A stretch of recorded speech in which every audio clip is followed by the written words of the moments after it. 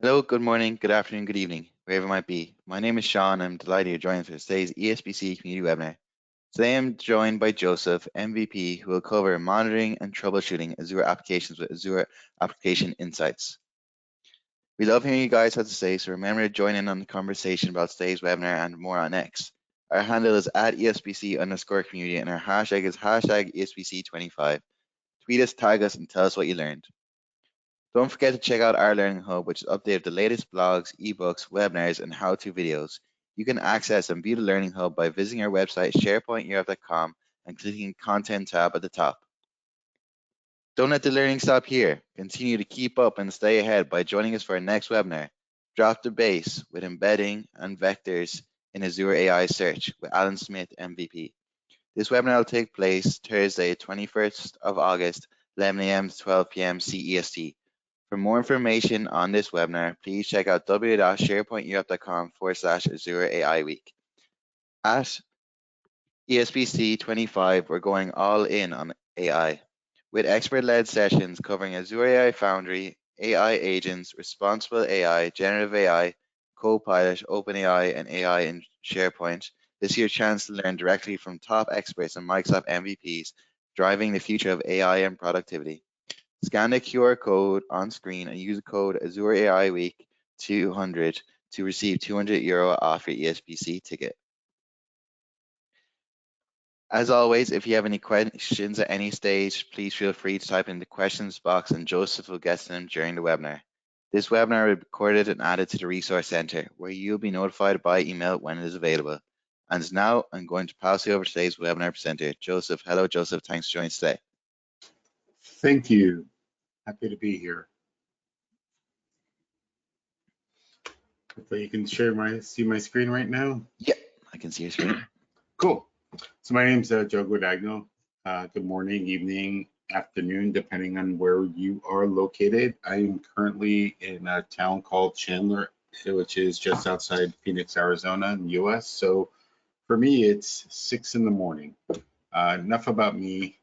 Let's talk about application insights. Here's some quick links that you can find for me. I'm active on Twitter, Blue Sky, LinkedIn, Facebook, etc. If you want to find out the slides to this deck, you can go to jjg.me/aboutjjg, which is in the lower left-hand corner. That will get you to my site where you can click on presentations and then say it.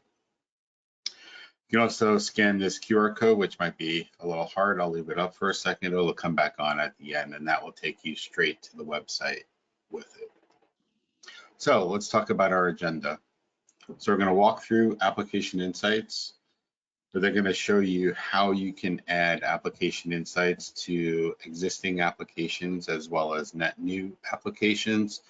Then we're going to look at how you can enhance some of the metrics that are captured in application insights with extra metadata. And then we're going to walk through using the application insights portal. This part's always fun because, I can run through this demo 3 or 4 times a day before, and the Azure portal kind of gets updated daily, sometimes hourly. So I can say, well, click here, and then that link is no longer there. So it's usually an adventure when I'm demoing the Azure portal live. Okay, so what's application insights? You may hear about it with different names. Sometimes it's called Azure Monitor, sometimes it's called Application Insights, sometimes it's called Azure Application Insights. It has a lot of names, but underlining, it's still called Application Insights. And what Application Insights provides is telemetry around your application. Now, these are assorted screenshots from different pieces that will go into as we progress through the demo. Here you see there's some stats around number of games won, number of games abandoned, there's segmentation. There's something in the left that says there's 174 requests, and then to the right there's some details with some Fabricon database windows. We're going to drill into a little bit of that as we start going through the demo. So how does application insights work? You'll see there are 3 pieces. Oops, sorry about that. you'll see there are basically three pieces. You have on the left side here, you'll have your application. So your application reports into the application's insights telemetry gatherer. And then you can view the telemetry through many different points. So if we look at the blue ones, or the ones I have highlighted here, you'll see that it works with web apps, client apps, and then there's this little AI piece. It's not really, it's AI as an application's insights, not the new artificial intelligence. And that sends the telemetry over. You can have your web service calls, and then you can track dependency calls like SQL Server, any external services or background services. So these all go to the application insights telemetry, which is stored in what's called a workspace. And then you can do stuff with that data. So there used to be a plugin with Visual Studio. It's kind of deprecated now, but if you use JetBrains Writer, there's actually a plugin that works. You can set up alerts, which will say, hey, if I get more than 300, 500 errors, I need to let someone know. You can set up Power BI analytics to see trends in your site, whether you're getting new visits or low visits or high errors, etc. There's a REST API that you can call to put together your own analytics, and as well as a continuous export. The continuous export is usually with a fee for it. Basically, you can take all the telemetry into like a JSON file or a CSV file, and that will export everything that you're seeing if you want to generate your own reports, if you don't want to use what's available on the portal. So what does it monitor? It monitors request rates, response times, failure rates, and these are good for any application, anything that works over the network. So it can tell you your request rates for a SQL Server box, a MySQL box, or API calls, your web apps, basically any part of your application.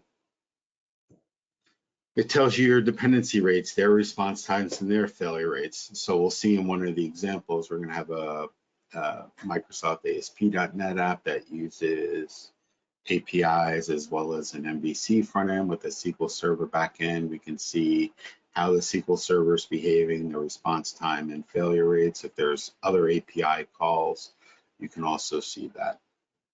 It can track exceptions for you. It has, if you're using MVC 4 or a 5 plus, as well as Web API 2, version 2 and up, it does that for you automatically. If not, you'll have to add some extra code in your app to kind of handle all the untracked exceptions. You can see page views and load performance. This is super helpful if you're building a web app. You can see the number of clients that you have, what their browsers are, what their CPUs are, whatever is returned basically by the browser. You can see how your website is holding up to load. This is kind of dated, but you can still do AJAX calls with JavaScript. You can see current users on this site, session counts, all that kind of stuff. Performance counters, you can set up several different performance counters. There's a couple default ones out of the box, like CPU load, number of transactions, number of failures, etc. We'll see some of these as we dive into the portal. You can see host diagnostics. This is helpful if you're running in your own environment where you have your own IIS host, something like that. You can add a tool to get everything that comes back. If you're using like a Azure App Service, it'll tell you the CPU performance and all that also. You can see diagnostic traits from your applications. This will show you anything you basically log. We'll walk through a sample of how to do that coming up. And then my favorite feature is custom events and metrics, which we'll also cover. So enough about that. Let's go and see how we created a resource. So supports every version of .NET, from .NET Framework to the .NET Core and .NET. It supports JavaScript and Node.js. And what I mean by supports is it has SDKs available for these. There's a JavaScript SDK, there's a Node SDK, there's a .NET SDK. Now, these SDKs right now are in a transition phase. Microsoft has embraced the open telemetry standard and has introduced a new set of SDKs. I'm not going to be using them today because some of the features are still in preview, and I don't think it'll be good justice to Application Insights to demo those. Maybe I'll do a future blog post of the differences between those SDKs. There's a Java SDK. So you see, it's not just about .NET applications. They're looking for telemetry across the board. There's mobile ones. There's an iOS and Android SDK that you can add to your Android or iOS apps.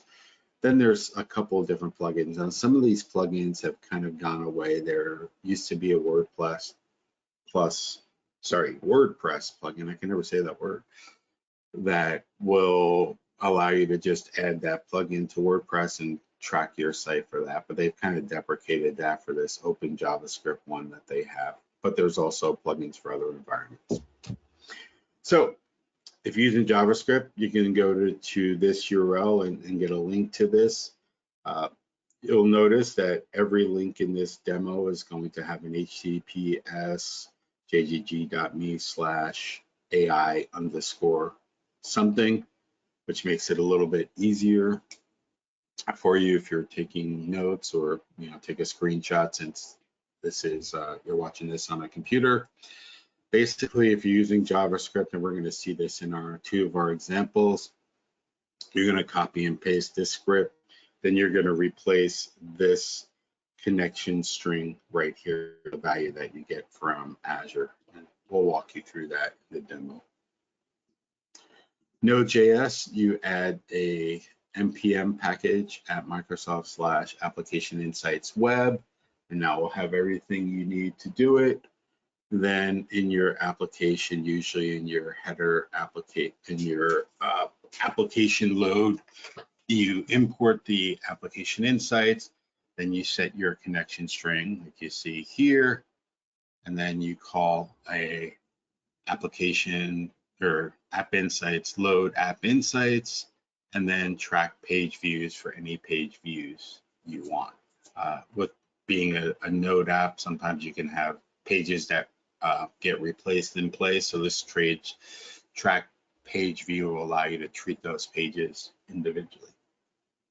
So while I'm walking through the portal, I have a little demo here showing if you can post that link, which it looks like he just did. You should be able to click on that link and play around with that site a little bit. We're going to look at some of the metrics to see how some of people are doing. So we've got that. Let's go and stop with PowerPoint for a second. And we're going to go and take a look at an application. So first thing we're going to go and do is visit a application I have on here called Intro to jQuery Mobile. Yes, it's an old site. jQuery Mobile really isn't a thing anymore, but it's a simple enough site that's already published and public on the site. Let's see. I'm going to increase the font because I don't know how nice it is on everyone's screen. So if it's too large, I apologize. If it's too small, see if there's anything in the chat. If anyone can't see it. Yeah, it looks good. Everything looks good, yeah. Okay. So this is a site that basically demos. If we go here, you can see that it'll kind of walk us through jQuery, nothing fancy. If I scroll all the way down towards the bottom, we'll see a monitoring section, and then there's application insights. So here we have the ability to enable or disable. by default, when you create a new web resource in the portal, Azure is going to strongly encourage and actually by default create one for you. If you don't have one done, like if it was an older site or you just never turned it on, if you click on this enable button, you have the ability to create a brand new resource. And it's a typical resource in the Azure world. You need a name for it. It'll by default take the name of the app, which is Intro to jQuery Mobile, and then throw a date time. So you see here it's 2025 September 20th at 13:13, which is right around when I click this. So that's the time in UTC. You can choose the location, and then you need what's called a log analytics workspace. A log analytics workspace is basically a storage area for you to write where Application Insights writes to. It used to be that it kind of did it by itself, but they noticed that people wanted to store their own stuff or be able to back up that or copy those out. So now you have to put in a analytics workspace. And this also is helpful for when you're doing direct queries against it. If you already have a resource created, you can click select resource and then choose what resource, what sponsorship you want. In my case, it's in the Microsoft Azure sponsorship one, and then click on the resource that it is. And then I can click apply and it will save it. This one's already instrumented, so I'm not going to add it. And then you'll see here, there's links to different languages that you can implement. So if I go to .NET, I get extra settings that I can use with .NET, like if I want to turn on the snapshot debugger. If you're not familiar with what snapshot debugger is, if you're hosting your application in Azure using Azure App Services, and the snapshot debugger is turned on, if there's actually an error in your application, Azure will take a snapshot of your app. So everything that's running in memory, where the application is, or where the user is in the flow, or the application is in the flow, and then save that as a file that you can then load into Visual Studio and act as if you were actually on that server or debugging locally. And then you can see you can show local variables when an exception is thrown. That's helpful if you're dealing with sensitive data. And then you can show SQL commands if you want in there. Now these are only available to anyone that has permission to the App Insights resource. We're not going to cover the permissioning because that could be a whole webinar by itself. If you look at the Node.js, you don't have any configurations here, so you'd have to click on this link to see. Java, you have the ability to just say, hey, it's a Java app, and same thing with Python. You can also go to the learn.microsoft.com. There's a link to this on my website that shows you how to get started with different things. Since this is a JavaScript SDK, and now we just enabled our app, which is a JavaScript app, we're going to go and add that to our application. So if you scroll down a little bit, you'll see instructions on it. Here it says the JavaScript Web SDK Loader. So this is that script I showed you a couple of slides ago. I'm going to copy this, and then let's go to that app. So this is the app in Visual Studio Code. Let's zoom in a little bit.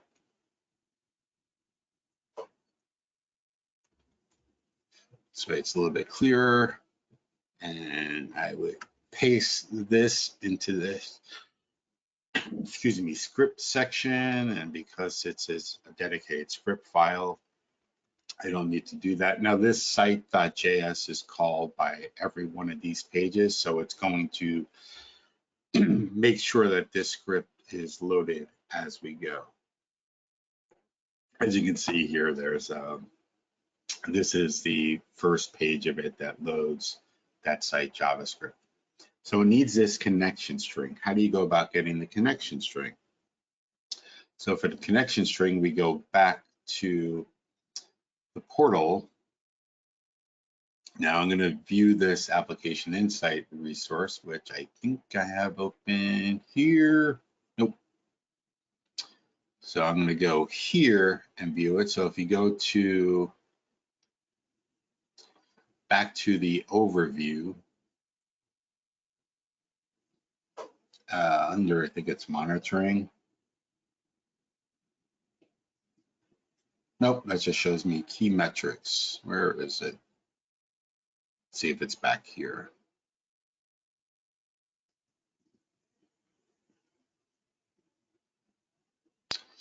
Nope. So I'm going to just go here and open up that one. So on this page, you'll see the resource group, the subscription, an instrumentation key, and then this connection string. So some versions of the library or SDK use this instrumentation key.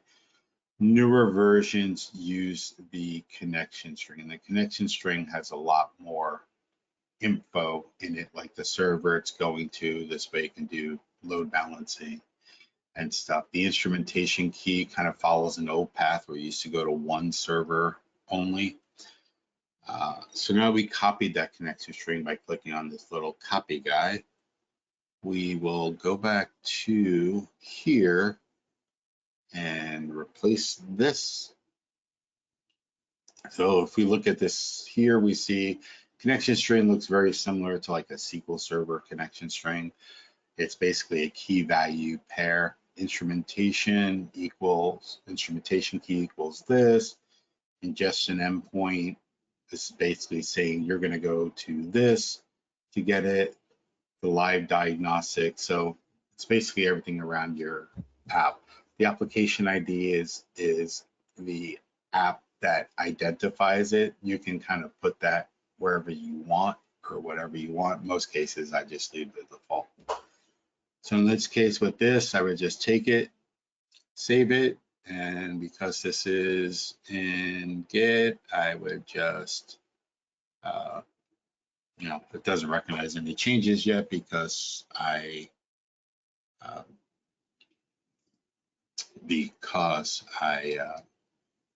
already had this prior to this, so it's just seeing this as a regular file.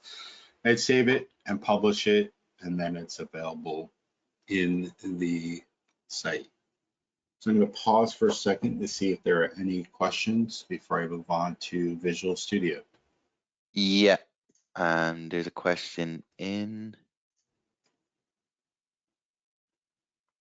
What are the key differences between Application Insights out of the box versus implementing custom telemetry?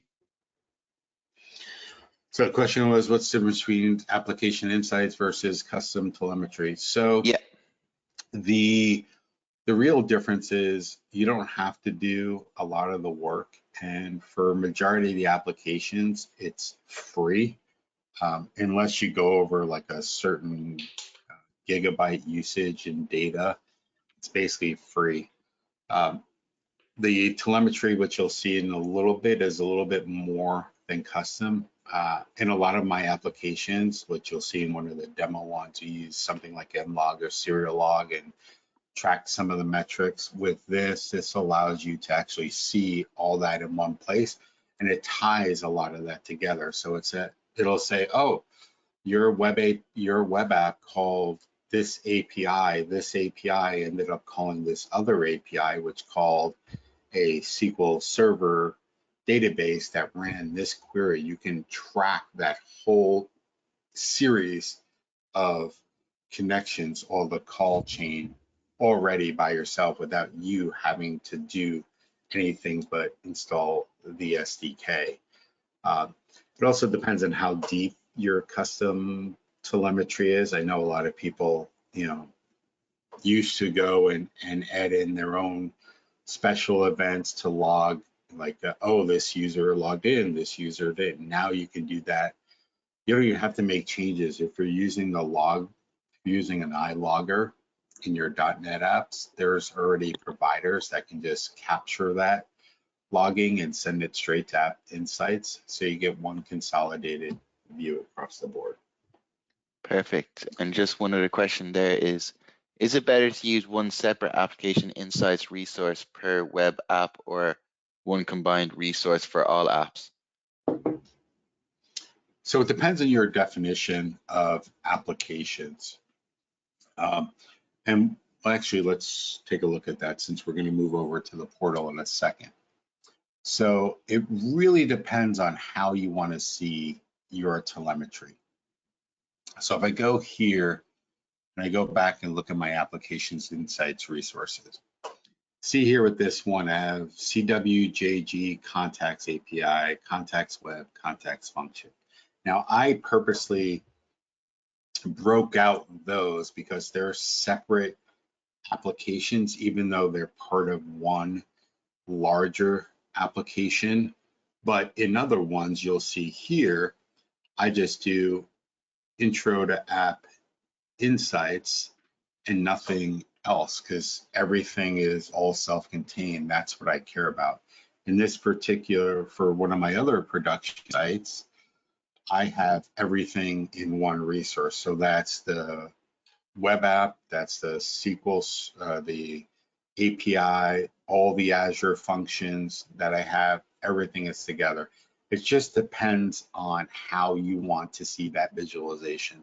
And we'll dig more into this one in a little bit as we start walking through the portal.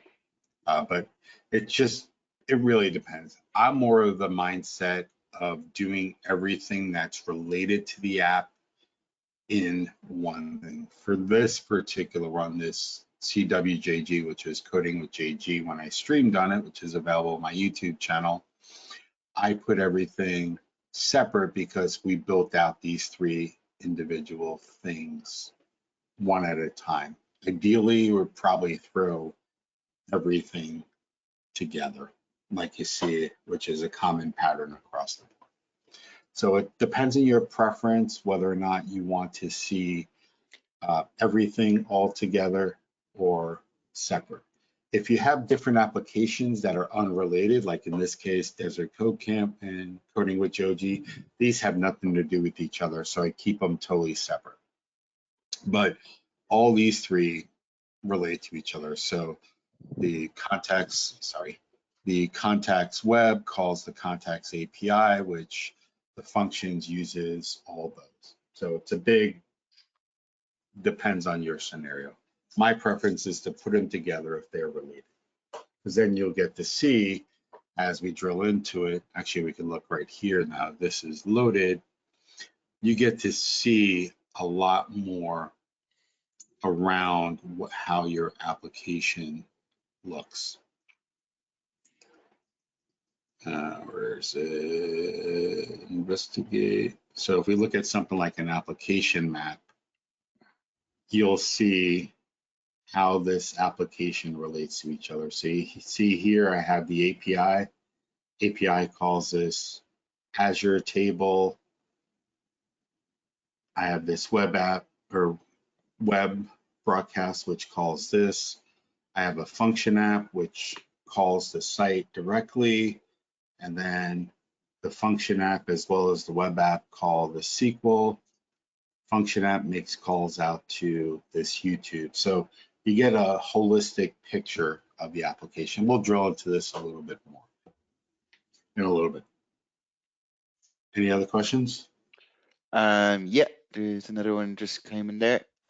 Would you separate app insights instance per stage, like dev/integration/production environment? Was the question how or do you? Would you separate? Yes. Yeah. So the question is, would you separate app insights between dev and that? As you see here, I generally do. I had a test and the test because the in my opinion, those are two separate environments which should have separate analytics, separate rules, and they really shouldn't know about each other. And within all my apps, they're always a separate resource. I generally do the main one is whatever the name of the project is, and then I do a dash test or a dash UAT or dash staging, or however you name your environments. But a best practice is to separate them.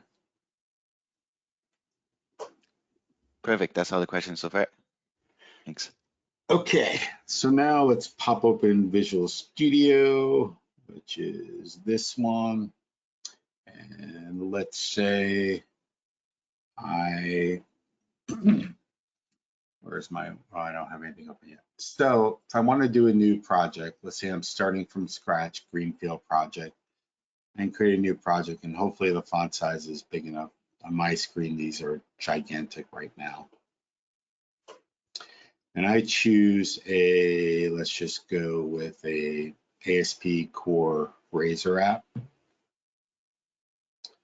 Choose the application, and I just leave the defaults. I'll delete these afterwards.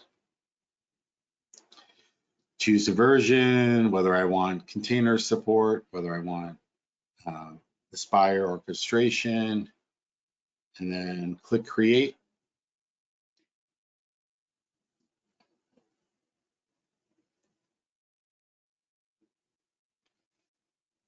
You'll start off with this overview that gives you the ability to connect with the cloud. You see here, it can build your app, connect to the cloud, or learn the IDE. If I click on Connected Services, I have the ability to add a service. So I'm going to add a service dependency. And then you have a couple of different choices. If you're using Application Insights, there are two ways you can do this. There's the Application Insights SDK local and the Azure Application Insights. Now, the two differences between these are basically the local one, the local one will not connect to Azure and basically store all the telemetry local for you. This is helpful if you don't have an Azure instance, or if you're doing development and don't want to spin up an Azure Application Insights. You won't get some of the reporting and some of the pretty UI that you see in the portal, but at least you'll get the analytics that you can then view. Or you can choose the Azure Application Insights, which will connect to an instance of Azure. I'm going to do that. Click Next. And oh, great. I have to re-enter my credentials. No, I don't want to do that one. It always logs you out at the most inappropriate time. So I'm pulling up my phone.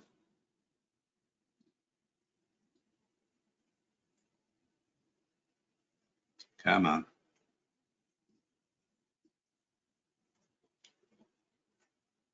That was an old subscription I had. So it should be loading my subscriptions. There it goes. Now I get to choose which subscription I want it in.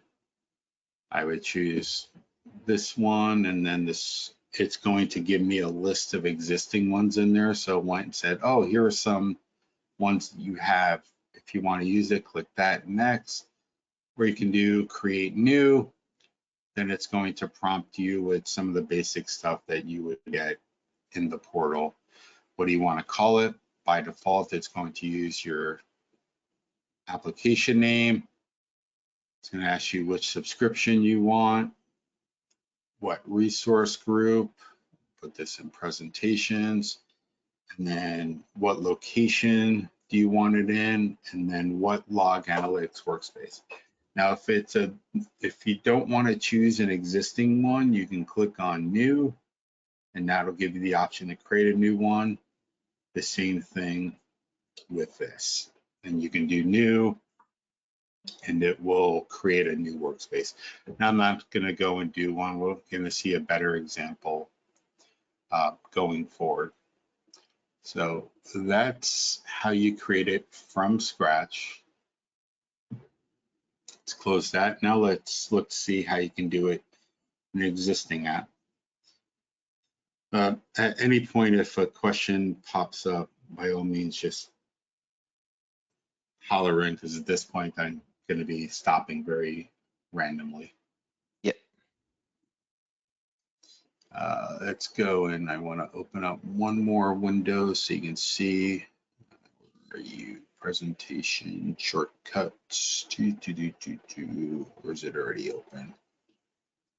Oh, is there? Okay.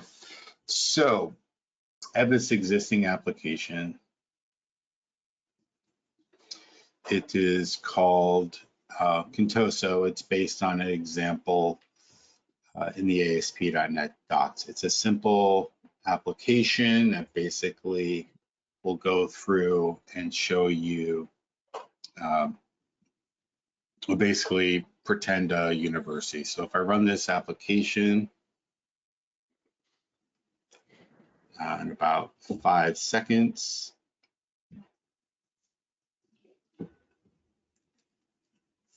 or 6 seconds, maybe, the app will appear. Now I gotta check to see what window it opened up in. There it goes. So this is the application. If you went to the QR code, you probably saw this published live in Azure. If I click on departments, I get to see a list of departments. Click on instructors, I get to see a list of instructors, courses, etc. So it's nothing super fantastic. It's just a basic intro site, which makes it super helpful for demos like this. So let's go and see how we add application insights. Now, if you're in an existing project, there are a couple of different ways to do it. You can right-click on the connected services, click Add, and choose Application Insights. You can also do Manage Connected Services and get that dialog box we saw previously. You can also get it from clicking Project, Add Application Insights, Telemetry. Either case, it's going to bring you to this dialog box. So like I explained before, we have different SEK and insights. We're going to go here and look at the insights. I'm going to choose my Azure sponsorship. And then I already have a resource for this created, which is called, I already have a resource for this, which is called, I don't know why I changed my sponsorship type. The Intro to App Insights Contoso. I'm going to hit next. Going to create a connection setting in my app config, as well as a couple other places. That's with my instrumentation key. This comes straight from the portal. Click next. It says, hey, do you want to add it to the code? It's going to add everything that's needed to the code to get it started. Download NuGet packages, update project properties. It's also going to store those secrets in the user secrets in Visual Studio, as well as create a settings in app settings. So I'm going to click finish. I'll click on this automatically close. You'll know there's an adding code to program CS that comes up. It's like 50 or 60 times. Now this is a bug that I discovered this week with it. I don't know if it has anything to do with the way this application is designed or if it's a bug in the template, but it's basically trying to add a line of code to program CS and it doesn't know where to add it. So I'll go through and show you how to add that. Meantime, you now see we have two connected services, this Application Insights resource called Intro to App Insights Contoso, and then it updated the secrets JSON. You also see that I have those listed here now under App Insights, and under Properties, I get these new settings here. So I get this Service Dependencies, which lists my dependencies to Application Insights, as well as kind of like the details around it. Generally, you don't need to worry about those. You can just check them into your version control. Then you see here, it added a new application insights connection string, which matches that very long connection string that we saw earlier. Now, if we look at program, it added some stuff for application insights. We can tell by the little green thing, it basically just added this using statement, which is not really needed, but it didn't add application insights to it. So I'm going to do that. So right here, after we establish logging, we're going to do builder.services.add application insights telemetry. And that's it. You're basically done with it. At this point, we are virtually ready to go. But because this is a website, I want to update the JavaScript because I want to be able to monitor that. So let's go back to that Azure Monitor site. I wish there was an easier way to do this. It used to be in the portal, so you can literally click on your application insights resource and click right here, and it would give you that. So let's go back to Visual Studio, which is here. I'm going to paste that, get rid of the scripts, and then I need the tag or the connection strings. Copy that. Now you might be wondering, it's like, are you going to check this in? It's safe to check in this because it's not really an application secret. The instrumentation key is public. It needs to be available and accessible. It's available in API calls and everything. And it's basically a write only. You can't do anything with that connection string. It only allows you to ingest data with it. You can't do any like reporting and seeing anything. You can only insert stuff into it or insert stuff into telemetry.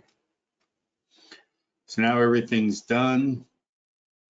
I can run the application locally. And then I should start seeing some telemetry coming up. Now you notice, I'm going to minimize this for a minute. You notice now here, there's this new application insights events. So these are things that the SDK captured and are now sending up to application insights. So we can actually, it's hard to see because this is so zoomed in, but you can eventually filter on these events and see what they are. So if I make this a little bit bigger, I can see there is a request made. These were all GET requests that were made. It noticed that there was a dependency to a database. So there were 3 calls to a database already. So we can start seeing what our application comprises of. There's also a way to view this a little bit differently. So if you go to View, Other Windows, Applications Insights Search, you can select an Application Insights resource, and then you'll be able to see that right in your browser. So I'm going to go and click that resource. That was you see here it says search data that was collected during the last debug session. So this is basically going to look locally and see what's in there. So let's do that for now. And then I have the ability to start searching on everything that was done. So in the last 30 minutes, I can see that there were a total of 8 requests made locally. And you'll see different colors. These colors correspond to different categories of it. There's availability, custom event, dependency, exception, metrics, page views, request, and tracing. So because there are no real page views yet, nothing's going to be there, but we'll see under the metrics that it kind of gathered processor time spent, IO, metrics. You'll see that there was a request link to browser link, there was a request to the site CAS, a request to Bootstrap, etc. And then I can click on the request details and see anything I want about it. So that's kind of cool. Let's go and take a look at the website to see what's in there and see what people have been clicking on. So I'm going to stop this for now. We're going to come back to it if time allows in a couple minutes to make some improvements to it. So let's go to Contosa University and kind of walk through the App Insights portal.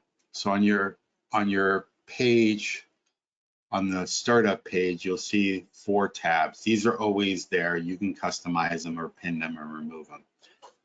So you see there were 2 failed requests that happened. One happened around 6:03. Now these times are showing local to me.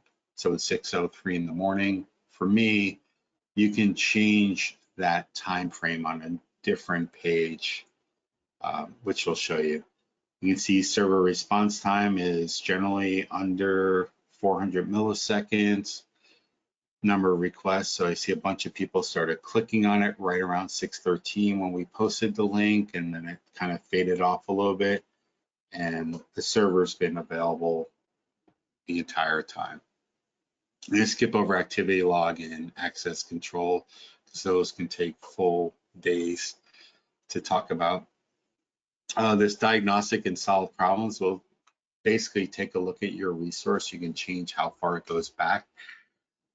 Let's say you're constantly getting 500 errors, or you're seeing a slowdown of your website. You can type in a little bit about the issue, and Microsoft's AI will kind of look at App Insights and figure out if there's anything wrong with your app based on the analytics.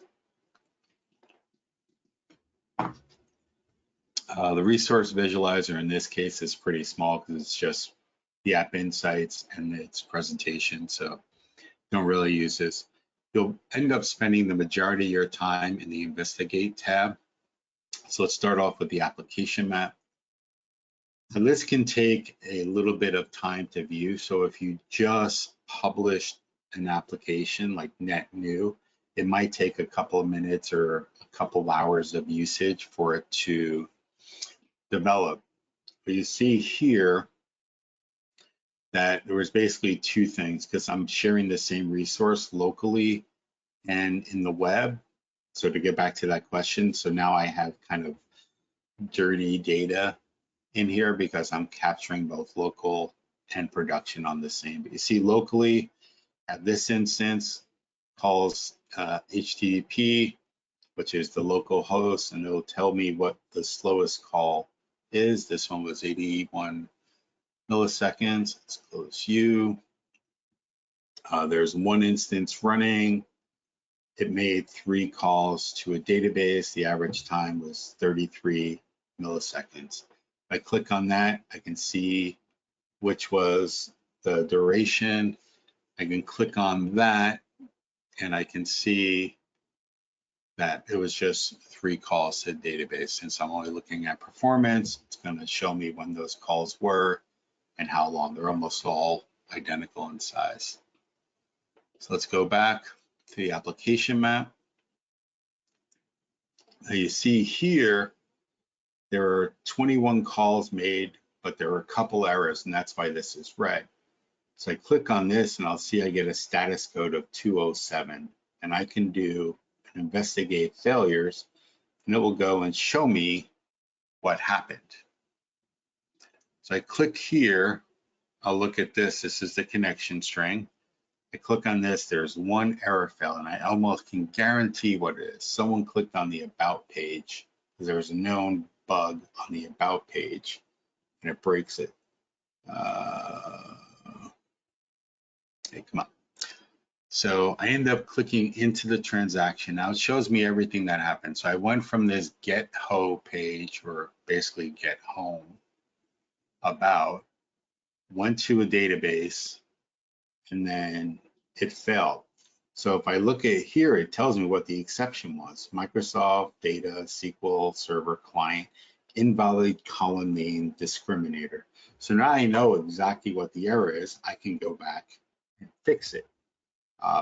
Even better, if you have links to your version control or your ticket management system, you can create a work item straight from here. So if you're using something like a Jira or an Azure DevOps or GitHub Issues, if it's connected to your Application Insights instance, you can create a work item from here, and then Azure Application Insights will create a link to this with some details. It scrubs out PII and stuff. And you'll see that there's custom properties saying that this is happening in production and this is the exception. So this is super helpful for when you're finding issues. You look at smart detection, this tries to figure out if you have anything that's wrong. So if, like, let's say it keeps seeing those about page errors, it's going to report back saying, here's what's wrong. Live metrics will show you in real time. There's a 10-second delay because it uses Azure resources, so it makes sure that you actually want to do it. You can see in real time if people are on your website, how long their average request is taking, any dependencies. As you see here, we're using about 40 meg of memory. CPU utilization is probably about 10%, no exceptions. I'm using one server right now with a CPU of 2%. The transaction search is similar to what you saw in Visual Studio. I can click here and choose a time range or choose custom. You can also show it in UTC or local. You can filter based on the type. So right now I have select all, but if you want to look at certain page requests or traces or what have you, you can select those. If I come here, I can see what's happening. You know, there was a request made to index, a request made to site, etc. So this allows you to kind of filter down. You can check availability, see when the service is up. It's basically up all the time. If you click on failures, you can see failures. So I got 1404 page, 1404 and 1500 in the last 24 hours. So I was the one person that clicked about, and the fave icon .ping does not exist for this. So that was the 404. And then performance, you can see how your site's performing. Now, obviously, this page will look a little bit different depending on how many services you have in it, but this is looking at the host. And you can see which pages are taking the longest. In this case, the about page took the longest at a little bit over 1.5 seconds, and that's probably because of the exception that is thrown because SQL retries it. But this allows me to drill into it and see, well, this is my slowest page. Let me go into it and see how I can fix it. And I look at everything else, and everything else is generally under a second. This was probably the first time the page was called. Then after that, it gets faster and faster. I'm going to pause here to see if there are any questions. We got about 8 minutes left. Yep. Okay. No questions. Cool. No questions at the moment, no. So the last thing I wanted to cover with the 5 minutes we have left is you can do custom analytics with this, meaning you can add custom events. So I'm going to back to Visual Studio, and we'll leave you open for now. So I am going to go back, and I want to add a custom event. So I'm actually surprised this didn't happen, but if you were looking at the site in the footer, there's a section that says, please don't click here. Now, every time I've done this demo, someone has clicked there, and it showed. So we're going to show how to track that kind of custom event. So the first thing we're going to do is we're going to inject our Application Insights telemetry. Oh, I put in the wrong, in the student's controller. Wrong controller, sorry. Home.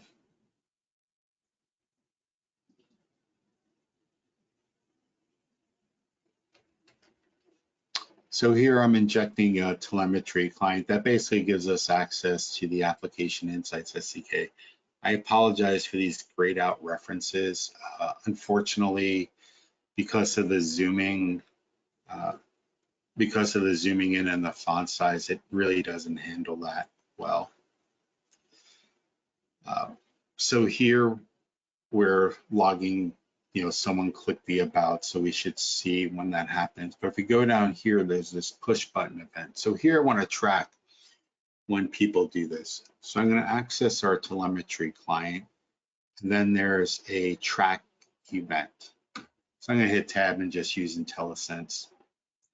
So I gave it an event name, push button, and then you can pass in a dictionary of string to track what you want. So I can say, don't click here, and then home, or button name, whatever attributes you want that are going to help you identify it. Now, if I run that app, now you notice also in the program CS, I didn't create a telemetry client or anything. By calling that add application insights telemetry method, it automatically does the dependency injection and wires up the app configuration, etc. So now if I click on this, don't click me, clicked on it like 3 times, I'm going to go back to Visual Studio and look at our app insights, and I'm going to let's try to refresh this. Reset. Last 30 minutes, click go. It should see now a custom event. So you see here, I have 3 custom events. That was the 3 I clicked. So let's unselect those all. Click on that just to see it. Hit update. And now I have this custom event that says push button.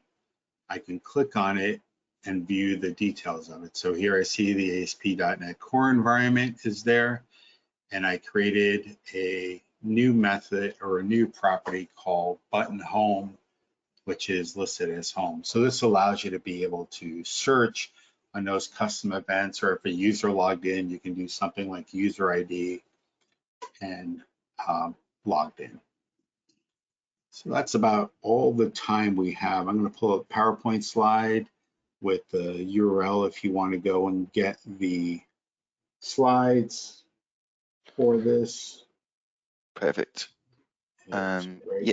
here and right here. If there are any questions that popped up? Yeah. So thanks you, Joseph, for a great presentation demo. So now we're getting to questions and answers part. Should you wish to ask a question, please feel free to type in the questions box now. So another question came in. What security considerations should be taken into account when capturing telemetry and logs to avoid exposing sensitive data? So for a lot of the cases, Application Insights has some quote unquote intelligence to it to stop and mask some of that. The key is when you are adding your logging, if you're logging using the iLogger and using Application Insights to capture that, is to not log that sensitive data or mask it in such a way like customer ID equals 1 and then stars. It's just almost as if the same as your regular logging or your database logging. It's going to catch some of the stuff going, but it's not going to catch everything. So best bet is your own defense is to do that as part of code reviews or PRs, or if you use a tool like Sync or Sonar Cloud that can capture that stuff in source. Perfect. So the next question is, what role does Application Insights play in supporting SLAs for enterprise customers?